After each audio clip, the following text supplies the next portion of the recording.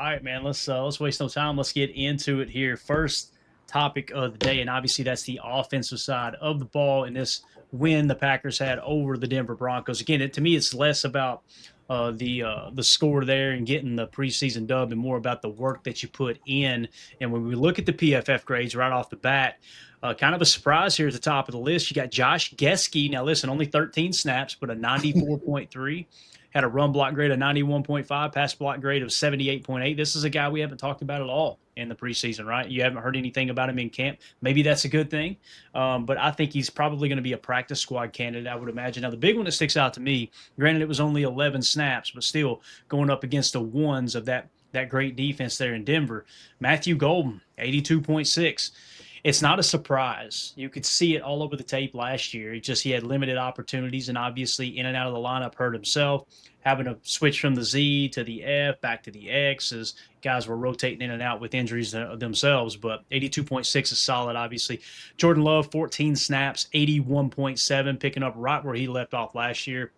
This next one we'll never hear the end of, and that's Travis Glover playing left guard, by the way. Kind of like that, though. Left guard, 26 reps, 79.2. Emilio's boy had a heck of a day there. So Travis Glover raising a little bit of, hey, don't forget about me over there, coaches. Maybe I can make the roster. So J. Michael Sturdivant, only 9 snaps, 75.3 was his PFF grade, though, so solid there. McCollin Castles, tied in, 74.8 on 15 snaps. Marshawn Lloyd, you love to see this, Jacob. Marshawn Lloyd, 74.4. And here's what's beautiful. It's so stable across the board. In the passing game, his grade was a 69.8. His pass blocking, 73.0. His running grade, 72.2. So you don't see any weak spot whatsoever. Now, obviously, in the passing grade, he caught that touchdown pass on the Texas route, the angle route, to get into the end zone. He was fired up about that. So you're seeing his role kind of increase a little bit here with Josh Jacobs obviously injured and whatnot. I did a Sleeper Packers podcast just a few minutes ago, about an hour and a half ago. And that's one of the things that stood out, just kind of going through the info, is like it does feel like they're trying to ramp him up a little bit. Yep. In terms of trying to get him, hey, maybe if there is some kind of suspension that comes down for Josh Jacobs, it could play a big role. Will Shepard, 72.1. Dylan Wade, 71.9. Christian Watson, 71.4. Isaiah Nair, 67.3 on 34 snaps, by the way. And again, if you're wondering why is J. Michael Sturdivant's snap so low, he got the concussion, right? So he was on track to have a pretty good game there, according to PFF, before he got that concussion. And then, of course, you've got Kyle McCord, 66.5 on 35 snaps, man. Looking solid, in my opinion. Messiah Swinson, 66.3. Jacob Monk, 66 on 46 snaps at right guard. Let's go. Dalton Cooper, 65.7. Thomas Yasman, 64.9. Bo Melton, 62.6. Jagger Burton, 61.9. We always talk about that rookie scale, right? 46 reps. You grade out 60 or higher as a rookie. Pretty good indicator he's going to be a good NFL football player as time goes on. Jordan Morgan, 61.1, only on 14 snaps. Dylan Barrett, 58.6. Sean Ryan, 58.2. Me no likey that, Jan. Damian Martinez, 57.9. Chris Brooks, 57.9. You got Pierre Strong, 57. John Williams, 56 on 38 snaps, however. Caden Prather, 56. Chris Hilton Jr., 54. Savion Williams, 54. Josh Wiley, 52. Sky Moore, 51. Jaden Nixon, 50. Drake Dabney, 49. Anthony Belton, 49. Tyrod Taylor, 44. Keyshawn Johnson, 43. Donovan Jennings, 41. And Brant Banks at a 39. Jacob, man, what sticks out to you on these offensive grades? We can start positive. You can go negative, however you want to do it, man. Well, I'm trying to look at the glass half full here. I think that a lot of these guys that specifically on the offensive line, or maybe they didn't get the best. All right, so let's look at Jagger Burton, 61.9, but he had a 79.7 pass block grade. Like that to me is kind of impressive. Same thing with Sean Ryan, 58.2, 77.5, right? You even look down to Drake Dabney, guy that got a 74 grade. It seems as if that we have the same kind of mold where these guys can't run block, but they're real good in pass blocking. We saw a lot of, the one thing that I don't want to highlight, but I have to, is the Belton thing. He was on my list of guys that did not perform. I don't understand why we keep and they put him in there for quite a few snaps. So they wanted to see, like, can this guy hang? It just doesn't seem like it's working out at this point. I mean, this is preseason. He's still doing the pre-snap stuff. He still completely looks just out of pocket. I remember watching him on a couple run plays too, where he just fell over, head over skis, where he could have probably gotten the running back if he just, continued his block, executed the block, that they would have probably gained another 3, 4, 5 yards, and he just fell flat on his face. Like, to me, that experiment seems like it's becoming more of an experiment over and over and over to try to see where we can plug him in. It just didn't seem to line up. I will admit, though, that everybody knew Josh Getsky. Come on, guys. He's going to score 94. We all knew that. Let's go, dude. I will say this, Jacob. There had been I was really surprised at how many people were like, man, it's Josh Getsky when we first signed him, And when we did the rookie breakdown, I do remember thinking there is a lot to like there. But I didn't expect that, And again, some people go, it's PFF. It doesn't matter anyway. I got you. I can understand that. But 91.5 run blocking grade. What they're basically saying, whether you agree with them or not, is PFF saying this dude could not have played any better run blocking. Right. Granted, 13 total snaps, but pass blocking 78.8, run blocking 91.5. In terms of penalties, Isaiah Nair had 2. Jacob Monk had 1. You hate to see that. Jagger Burton actually had a penalty as well. Those are your 4 offensive penalties. Go ahead, Jake. No, sorry. I was just going to say, like, it's not out of the ballpark to see what Getsky's doing here. He had 16 snaps against Pitt, and his official grade was a 59.4, but his pass block grade was an 82.2. This next game, just now, obviously, it was a 78.8. The only problem was his run block grade in the first game against Pitt was 53.2 versus a 91.5. We might have something there with Mr. Josh Getsky. Like, let's maybe keep him on 6'5", 335 out of the Illinois Fighting Illini. I mean, it's intriguing to me. To me, it's a lot of these guys that we thought were on the bubble. This is where they kind of start to make their mark, and whether or not we're starting to see things. Would you take him over a John Williams right now? Getsky over John Williams? Absolutely not. Okay. John Williams, when you see what he's able to do at left tackle, I have a lot of faith in John Williams as being the backup left tackle right now, to be honest with you, Jacob. I was hoping Anthony Belton would take the swing tackle spot, but he just hasn't shown enough. For me personally, I lean toward John Williams.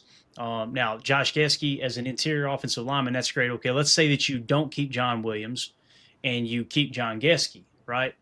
Or Josh Getsky. If you go that route, then you're kind of painting yourself in the corner with a bunch of interior guys, and you don't have that true backup left tackle. Now, if you think Darian Kennard can be that guy, it's different. He's dealing with an ankle injury, obviously.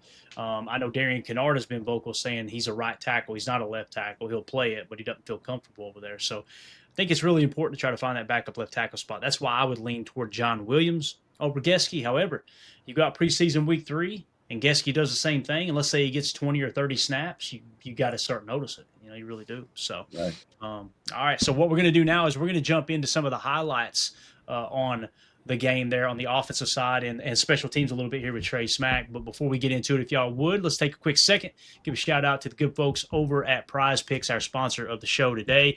With the football preseason is here, guys, and there's no better place to run your game than PrizePicks, America's #1 sports pick app.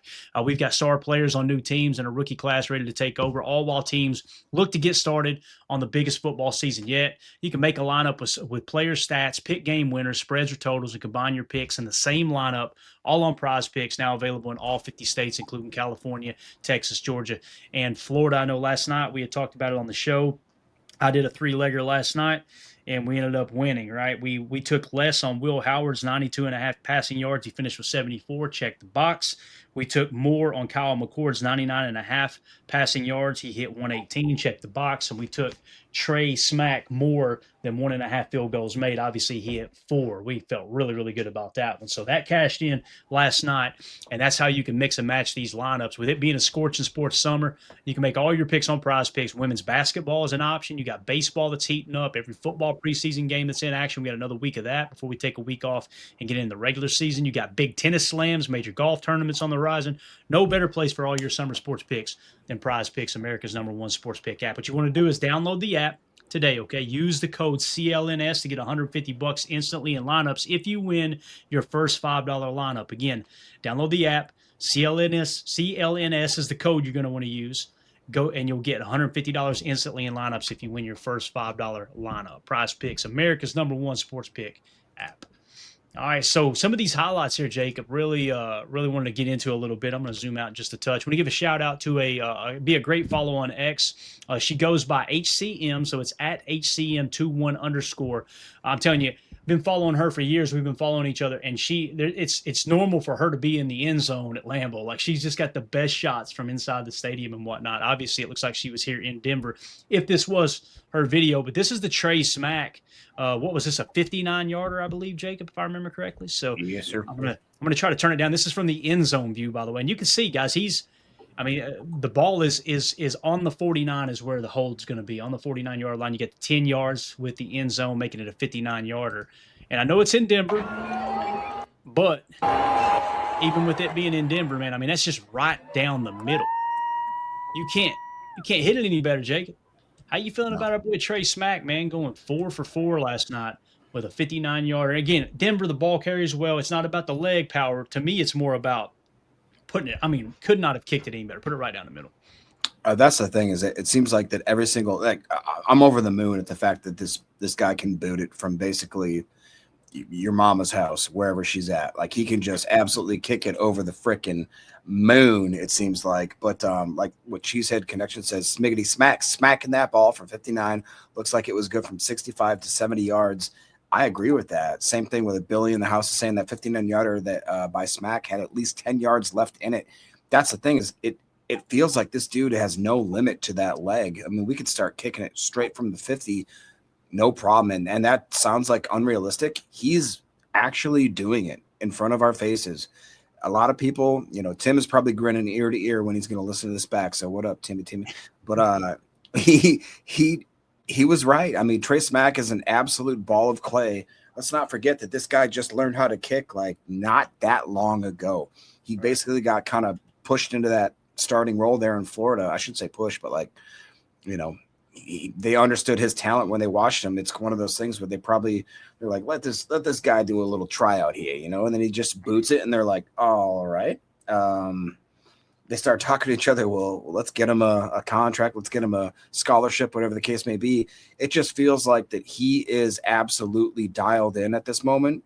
I don't know if you want to credit that to Cam Acord or what that is, but it did feel like the special teams took an absolute leap this next game, and I'm excited to see what we can do in week 3 of preseason. Yeah, it's a really cool story. If you get a chance to go do a little digging on it and how he chose football, like it was during a COVID year, from what I understand, and he said he looked out on the football field and said the uprights are still out there. I'm going to go out there and learn how to kick a football, right? And he started kicking in high school, I think, is when that happened, right? So really, really interesting story if you get a chance to check it out. It seems like he handles pressure really well, man, and obviously that is a huge, huge trait. If you're going to be a kicker in the NFL level. Now, let's shift gears to talk about Matthew Golden versus Patrick Surtain. Now, I want to be clear here, guys. They're playing vanilla defense. It's not like they're playing some kind of exotic look. It's not like Matthew Golden beats Patrick Surtain out of a bump and run look or anything like that, right? They're playing catch man is what it looks like to me. But this play, two things. First of all, the sticky hands by Matthew Golden. Notice that in the angle in which he catches the ball.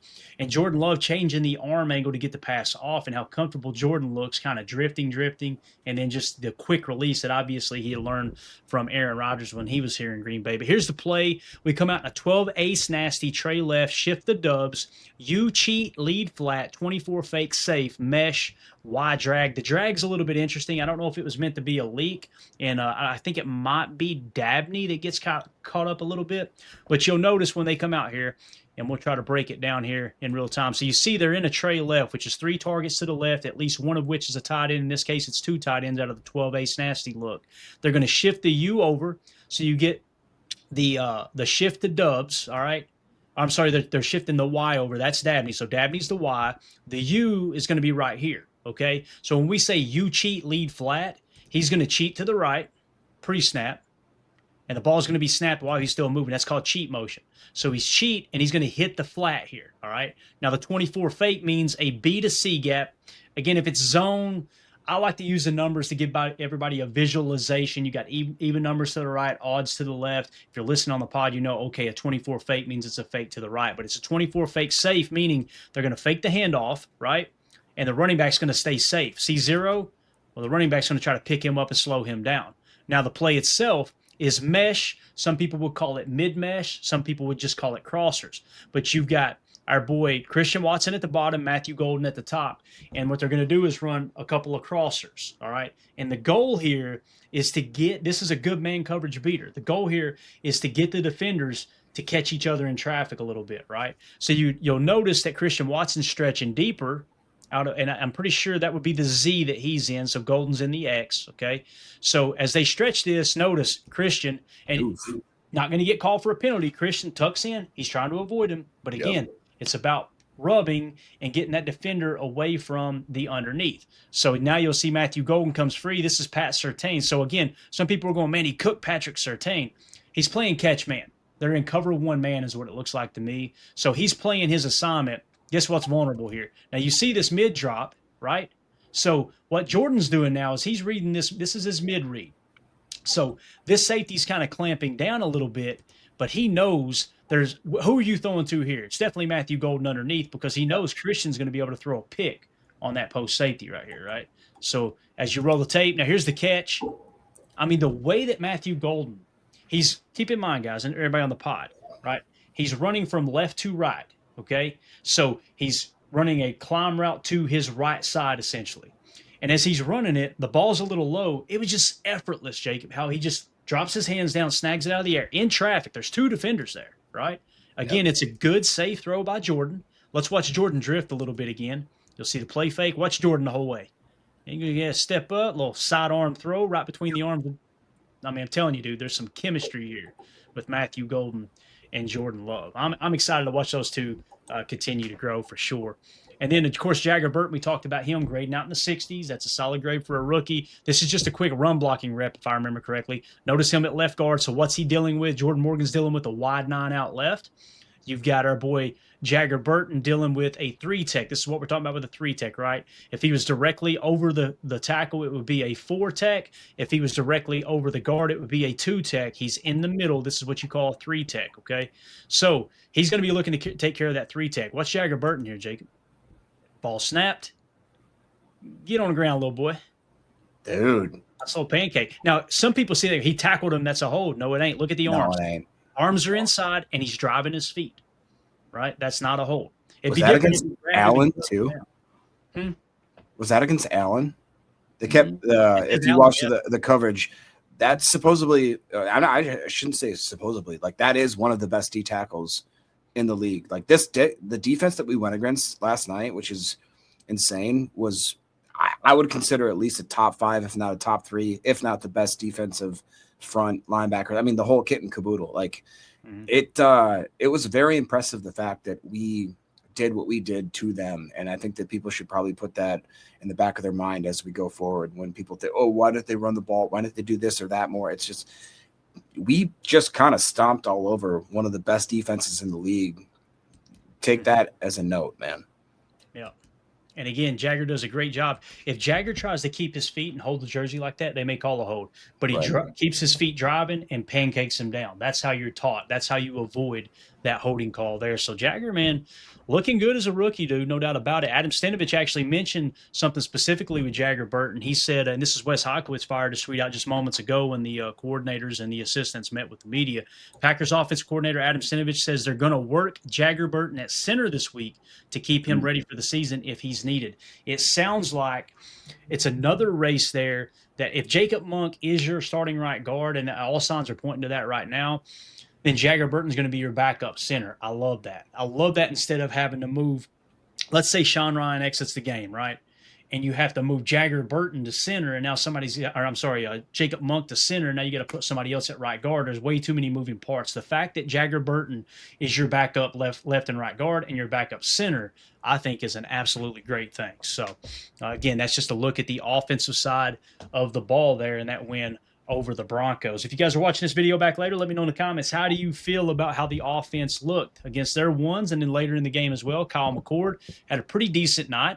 How do you feel about the offense going into preseason week 3, where we probably won't see the starters? We might see a little mix and match here or there if they think guys need reps, or if we get a little bit of an injury issue to where you have to play somebody a little longer than you want. But let us know in the comments what you think. Hit that like button, hit subscribe, click the bell icon so you catch all of our coverage as we inch closer to the regular season.